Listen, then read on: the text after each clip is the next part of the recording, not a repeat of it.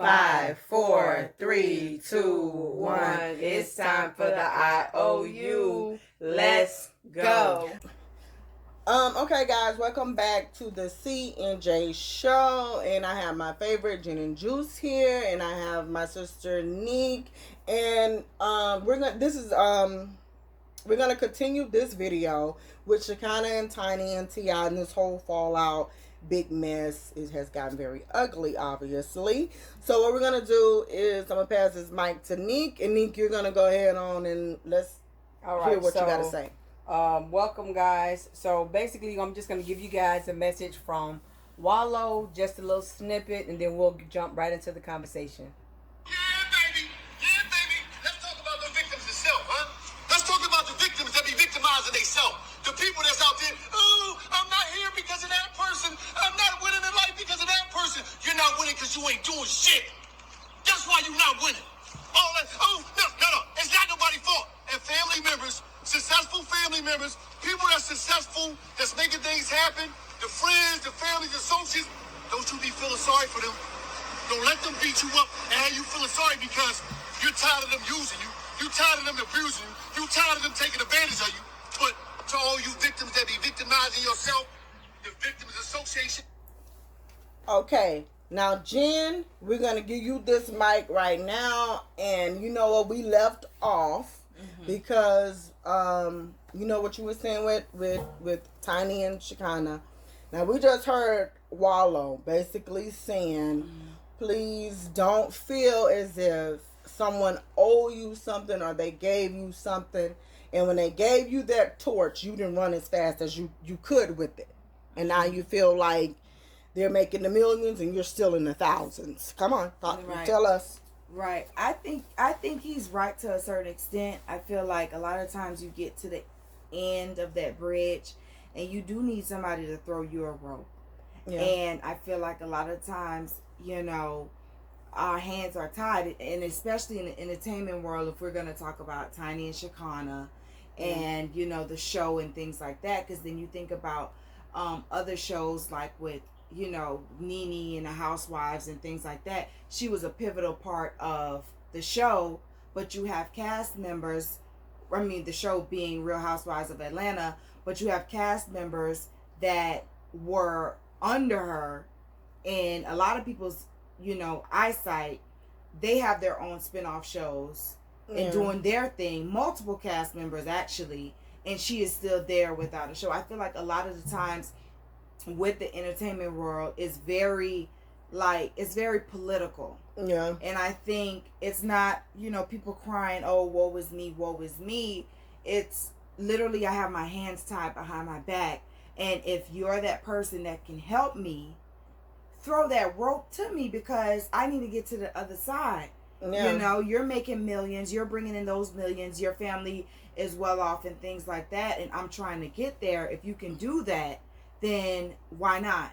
Yeah. But it's kind of almost like once you create a plan for a person and they make the money, they take off, things go, and then, you know, just like everything in the world, things start to slow down, starts to go down, and then the money slows down with the time, right? Right. Yeah. Because things are slowing down. Now, if you didn't create a lane and you didn't do something, it's almost like with Nelly and Murphy Lee, when not Murphy Lee, I'm sorry, one of the other guys on the St. Lunatics. I forgot his name, but he was basically the mascot. He didn't rap, he didn't do nothing, but he's basically just on the videos with the mask and dancing and stuff like that, if you ever watched them. So he had a problem, like, you know, I'm getting paid less than y'all, or I'm not doing this or that and the third. And Nelly was like, look, people are not buying our albums because of you. He was like, you had the opportunity. You got all of these face masks and things like that. Why didn't you, you know, create face masks and sell merch at the concerts? Or why you know what I'm saying? Some people don't know how to make money, or they don't think far enough to make money, and you have to be there with them, holding their hands the entire time, unless nothing's going to happen. I think people get tired of that. I'm just thinking about from being in a higher level or a celebrity standpoint, where, okay, I don't want to always be that for you. I don't want to always have to be bothered with that. Like, I have my own things going on. If you need something, come to me, and I can push it for you, or I can help you, but I don't want to have to carry you. And speaking with, you know, of that too, when if it's anything that has to do, like Jen said, with this whole music business entertainment world, you have to basically be smart. Take your mind off of your hobby, your passion, maybe music, rapping, or doing the videos. But you have to actually educate yourself in a higher position to understand that, look, this is not going to be popping probably next week. And if it's not, you cannot depend on a fan. You can't depend on a radio station. Because, see, even with these groups, and I always said, I used to be little, looking at, what was his name? Donnie? What was that guy's name? Dave Hollister? No, the guy on Midnight Love. Oh, BT, yeah. Yeah, on BT, looking at him, Hot 106, 106 apart, looking at these people. It's just, I used to just be saying to myself, Dave Hollister's going to leave the group. He's the best singer. Mm-hmm. Now, boys, to me, it ain't nobody didn't leave, but I was going to say, YA or Sean was going to leave the group. The one with the big ears. Mm-hmm. The man that had that deep voice, he was not going to have a chance. I always said that. I'm like, okay, you please get everything that you can, because they're going to leave. Everybody leaves. Right. Because something that, Destiny's Child, Beyonce left, and we're still trying to figure it all out. Michelle, Michelle is still, she went. Michelle. She still is Michelle. She's singing gospel, and praise God, she is singing the gospel. But she got that, like she always say too, and it depends on the person who you asking. Yeah. Like she said, she say, I thank them for that opportunity. She like, I couldn't be here if it was not for that opportunity. And I think a lot of times that's all it is the opportunity. Yeah. But that's coming from somebody who's so humble. That's coming from somebody who I feel like really didn't bring nothing to the group. Right? Mm-hmm. So, of course, she's going to come from a place of appreciation. But if you feel like, in this case with Shekinah, you feel like, okay, at this point I'm carrying the show. Because y'all done did everything y'all could have done with the kids. T.I., But if that was the case, Jane, let me tell you something, right? It's just like contracts, right? People sign you over a contract, let's just say for $1 million, because they know they're going to make $2 million off of you, right? If there was such, you making so much money and bringing in so much views for the shows, I guarantee you they would have kept it on. Like you say, on our other recording we just did. It's like, okay, if she was such a big impact on them, and Tiny is the executive, co-executive producer or the executive producer, why would I not keep her on there? That's easy money for me, because I don't got to pay her what I'm making, because she's a co-star. But you got to understand this. In business, like back in the day, the real business was this. Now, of course, they didn't changed it now. But back in the day, how they did with the women, as far as the music goes, it was one at a time. We had a chance to praise one person at a time. Yeah. Kelly Price at a time. We all loved her. Then we all loved Mary J. Blige and still, but at a time. It was Faith Evans at a time. We got a chance to see everybody grow. And then they like to praise the next person that's coming up. So now somebody else come on and it's like, wow, she's singing Skippity Doo. Not Faith Evans trying to sing fast. She knows she can't sing fast. She has to sing love songs. Okay? But now you have something, another chick that can do the fast and the slow. And you got Toni Braxton. I'm breathing again. Okay? But it's one at a time. You have to understand something, how this goes. It could not be too many successful people in one building. Mm-hmm. Because one person is going to always think, how can I be king or queen over this? And that is a business mindset. Yeah. Now, I'm going to say this. When I got into business, the very first time we're getting, and Nick, you know this, we had our own business. It was a cleaning business, like 20 years old. We did not know what we were doing. Nope. But we just went out there. We didn't even expect the impact that we got. We did not expect that. But guess what? By the time this whole little Herbalife came out and trying to do that, it was something different. Is it like, well, dang, hold up, this girl walking up in here into the thing, checking, seeing what I'm doing. What is my creation? What is my flow? See, ain't know nothing about it. I was being a sincere chick. Like, okay, wait, I ain't gonna check for you like that. But in business, in real business, if I'm not looking at my competitors, I'm not winning because I don't know what to do. You have to do that. So, are you talking about the lady who had one yes, a couple of blocks over and she wanted to see what you was doing at your place? Yes, but guess what? We were sitting at the same table. Yeah. You see? But she didn't have it. It wasn't sincere to come in and look for herself and say, okay, let's sit down and get some ideas going, because I can still send people to you if they're on that side. And if somebody come in and say, okay, I live on that side, I can send it to you. Guess what? You ain't gonna do that. You can only do that with somebody that you love and feel close to. But if you're trying to get the dollar, oh yes, I'm right here. Oh yeah, no, girl. Yeah, but 20 million days. It's just fine. We'll never take a break. Open all the time. Don't go to her. Go to me. But in business, I have to look at my competition. So if I'm starting this thing right now, and it's a bunch of other people doing really good, what we're gonna sit at? It's a bunch of people that's doing what we're doing, and guess what?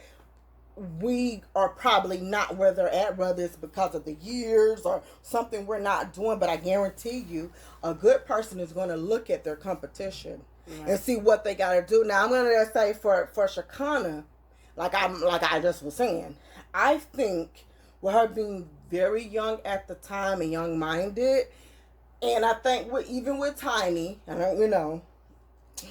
even with her being a housewife, maybe she really didn't know. I don't know, but I think Shekinah came in as a hairstylist. You was still young. You was just like a baby doing hair. You was just happy to do it. We know that with our own sister. When she used to be like, "Child, I just want to do your hair. I don't care. Do it for free. You can give me a sneaker."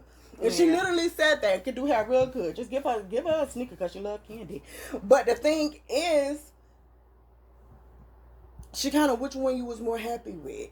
Was you more happy with being the friend that has those celebrity friends and just enjoying what was going on, being around the people, being in the atmosphere? But yes, as you got older, you started to, grow, be a woman and say, hey, you know what? It's time I take my stuff to another level, because I ain't finna be going to these events. Everybody dressed all good. Just basic. Now I can't keep just being basic. Tiny, But I think everything. Yeah, I feel like when you get in certain positions, you see your eyes open, and she got older though too. But it's timing, right? Not only because of the Shekinah and Tiny thing. You got to think about. Back then, social not media to cut you, just to say anything, not to cut you, because he cut you. Why is P. Diddy where he's at?